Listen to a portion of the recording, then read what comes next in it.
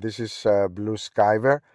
It's a gorgeous Sunday morning, and I went over the Ile Perrot facing the university campus on Sainte-Anne-de-Bellevue, and I brought with me with Mavic 4 Pro, and after taking off, I sent it across the river until I was above the Baie-D'Urfé Yachting Club, and then I continued flying eastwards all along the Lakeshore Drive until I arrived at the Thompson Point, and then I turned around.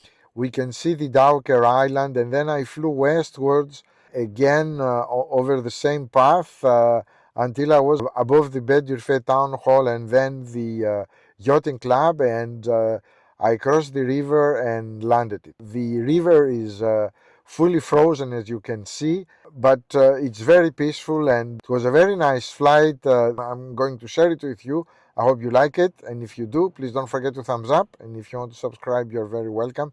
Thank you very much for watching my channel, and remember, this is another beautiful day to fly.